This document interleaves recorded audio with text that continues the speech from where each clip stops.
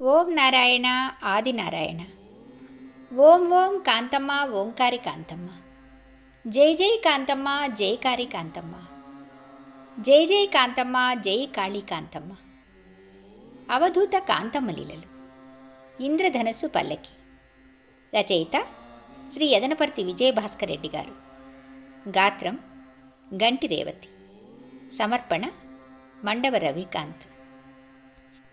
92వ భాగం. ఈనాటి భాగంలో మనము గాలేటి కావమ్మ భర్త శేషయ్య గారు, వీరికి కాంతమ్మ తల్లితో కలిగిన అనుభవాలను మనం ఇప్పుడు చెప్పుకుందాం. కలిచేడు గ్రామము గాలేటి కావమ్మ, వారి భర్త శేషయ్య గారు. వీరికి గొర్రెలుండేవి. ఉప్పు వ్యాపారం చేసేవారు. ఒంటెద్దు బండి కూడా ఉండేది. కావమ్మకు 4 మగపిల్లకాయలు. వారు కులానికి ఎరుకల వారైనా మానవతా దృక్పథంతో బ్రతికేవారు. న్యాయం ధర్మం అని మార్గాన్ని తూచా తప్పకుండా నడుచుకునేవారు. ఈ కావమ్మ గొర్రెల్ని మేపునకు తోలుకుపోయి వచ్చి పిల్లలు చిన్నవారు కనుక వారి బాగోగులు చూసుకుంటూ ఉంటే శేషయ్య ఎద్దుల బండిలో ఉప్పు వ్యాపారం చేసి ఇల్లు నడిపిస్తూ ఉంటాడు. ఒకరోజు కామమ్మ ఉదయం 9 గంటలకు గొర్రెలు తోలుకొని కలిచేడు నుండి మలిచేడు పోయే దారిలో గొర్రెలను బీటిలో తోలి రోడ్డుపై నిలబడి ఉంది.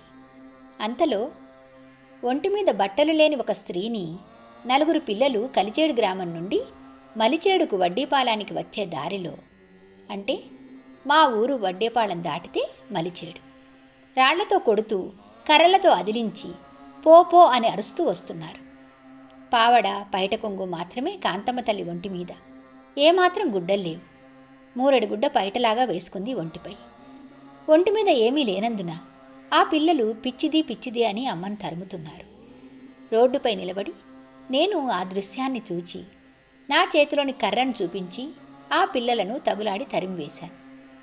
అమ్మ నా ఎడమచేయి పట్టుకొని నా వెనుకకు వచ్చేసింది. నా వైపు పున్నమి వెన్నెల చంద్రుని వలె చూచి ఒక నవ్వు నవ్వింది. అమ్మ చూసిన ఆ చూపును నాకున్న తెలివితేటలతోనూ నేను వర్ణించి చెప్పలేను.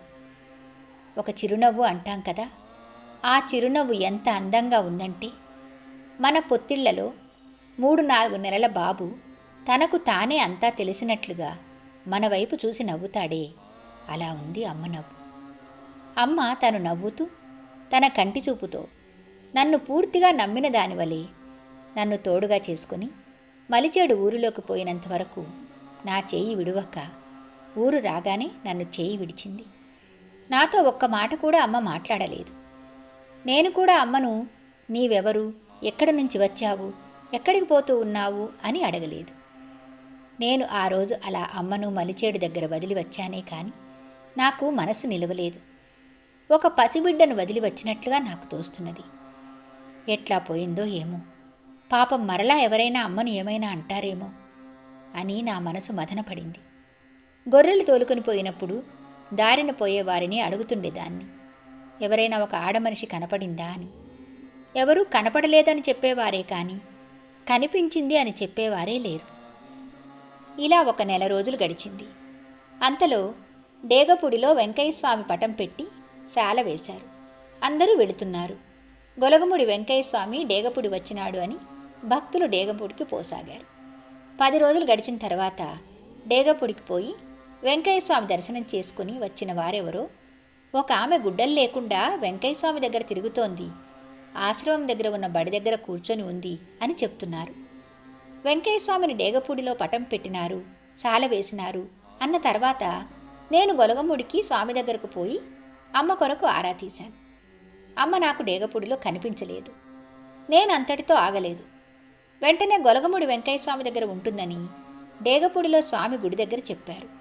అదే అదనుగా డేగపూడి నుండి బస్సు ఎక్కి గొలగముడి వచ్చి స్వామి ఆశ్రమం దగ్గర లేదని తెలుసుకొని ఆ చుట్టుపక్కల ఉన్న కంటిపల్లి, కనుపర్తిపాడు, అనికేపల్లి ఆ ఊర్లన్నీ కూడా వెతికాను.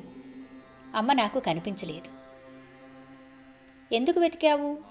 నీకు అమ్మకు ఏమీ పరిచయాలు లేవు కదా, అమ్మ కొరకు ఎందుకు మీకు వెతకాలని అనిపించింది అని రచయిత అడిగిన ప్రశ్నకు ఆమె ఇలా సమాధానం చెప్తున్నారు.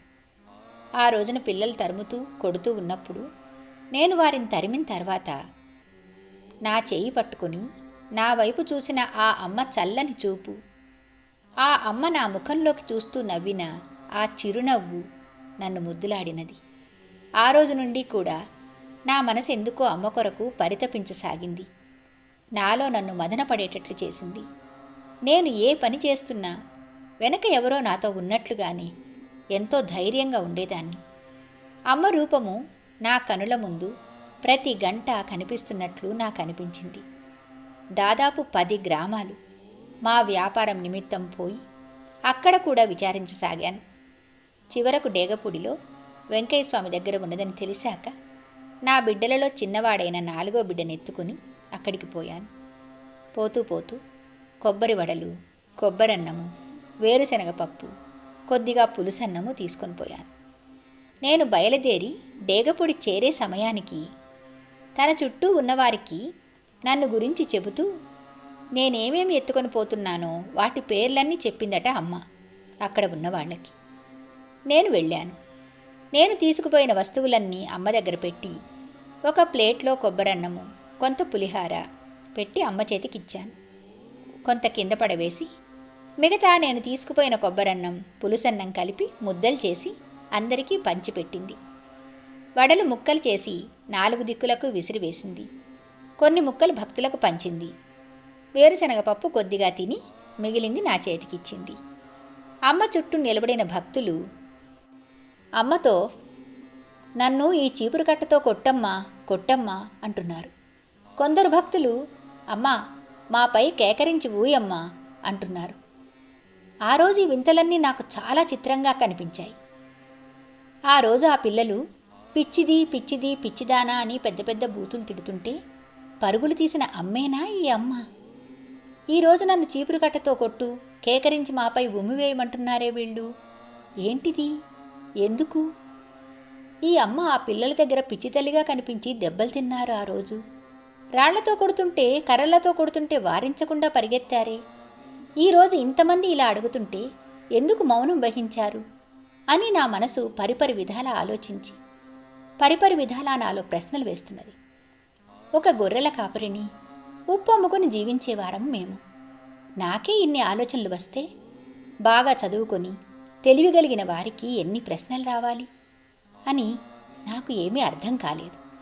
అలా ఆ రోజు ఆ ఆలోచనలతో సతమతం అవుతూ అమ్మ దగ్గర సెలవు తీసుకుని కలిచేడు వడ్డేపాళెం తిరిగి వచ్చాను. అలా అమ్మ పరిచయం అయింది.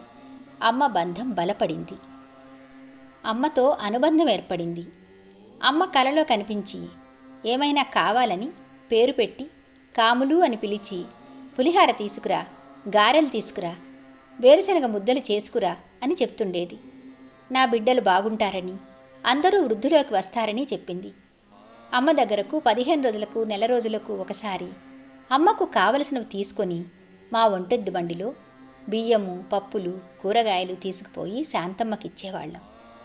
నేను మా వారు శేషయ్య పోయి అమ్మకు పూజలు చేసుకుని అమ్మ ఆశీర్వాదం తీసుకుని వచ్చేవారం. మా వారు శేషయ్య 1996లో ఆరోగ్యం బాగాలేక మరణించారు. అది మొదలు నేను అమ్మను 6 నెలలు చూడలేకపోయాను. డేగపూడికి వెళ్ళి కలవలేకపోయాను. కానీ అమ్మ నాకు కలలో కనిపించింది. నా తల్లి అమ్మను ఈ లోకము ఏమని కొలుచుకుంటారో తెలియదు, కానీ నా గుండెల్లో మాత్రం అమ్మను తల్లిగా మలుచుకున్నాను. ఆమె నా దైవము. ఆమె నాకు సర్వము. ఓం ఓం కాంతమ్మ, ఓంకారి కాంతమ్మ. కావమ్మ గారికి అమ్మతో కలిగిన మరిన్ని అద్భుతమైన అనుభవాలను మరునాడు చెప్పుకుందాం. అవధూత శ్రీ డేగపూడి కాంతమ్మ తల్లికి జై. భగవాన్ శ్రీ శ్రీ శ్రీ గొలగముడి వెంకయ్య స్వామి మహారాజుకి జై. ఓం నారాయణ ఆదినారాయణ.